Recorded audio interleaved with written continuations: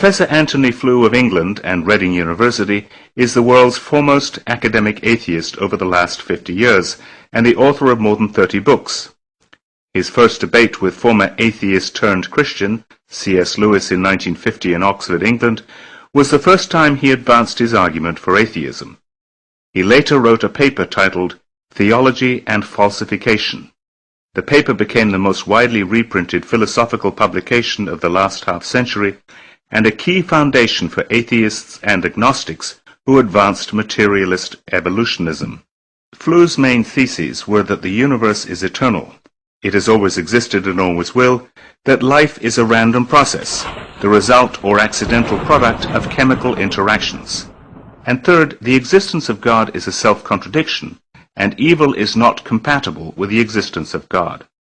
That is to say, we start and stop with the universe itself, with the everyday world of common sense and common experience, and with those hidden mechanisms of that world which are progressively revealed by the advance of science. But now it is the advancement of science itself that has changed the mind of Flew and some scientists. At a recent summit at New York University, Flew changed his position and now believes in God as the creator of the universe. It is all, in my view, a matter of the enormous complexity by which the results are achieved, which look to me like the work of intelligence. Flew discussed the points with Professor Gerald Schroeder, who was with the Weizmann Institute of Jerusalem and MIT, and Professor John Haldane of the University of St. Andrews. Flew turns to various discoveries of science to prove his point. From the fossil records showing the sudden appearance of a fully developed life to the emergence of visual consciousness across the animal kingdom to the basic need for reproduction. But it is the manifestation of life written in DNA and the transcription of DNA to RNA and RNA into protein and the subsequent process of protein folding that makes the best case for Flew. What I think that the DNA material has done has shown by its almost unbelievable complexity of the arrangements which lead to produce this being, that intelligence must have been involved in getting these extraordinarily diverse elements to work together. As for the battle between evolution versus creation in the classrooms, it seems it may never end. But it may be explained best by re-quoting Flew. Which looked to me like the work of intelligence.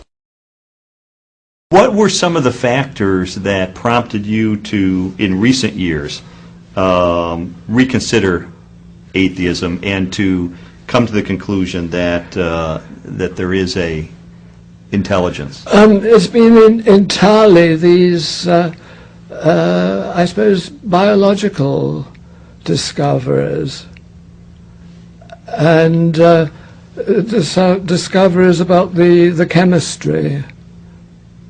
So these things. The complexity and... yeah, the integrated complexity argument. Now, when you talk about the integrated complexity, yeah, is it the unlikelihood of that developing naturalistically, the first complex integrated biological system? Is that where the problem you saw? Well, yes, because after all, there is a problem about even, well, of physical nature. There's a, it's if the integrated complexity of the physical world is a good reason, as Einstein clearly thought it was, of believing that there was an intelligence behind it, then this argument applies a fortiori with the inordinately greater integrated complexity of the living world. It seems to me this is just obvious that that argument is much stronger now. And this was one of the factors that led you to conclude there must be an intelligence? Yeah. It was accepting Einstein, who after all was the person who was qualified to judge, and seeing that a fortiori this applied where, of course, Einstein didn't have any authority at all and wasn't inclined reasonably enough to talk about it.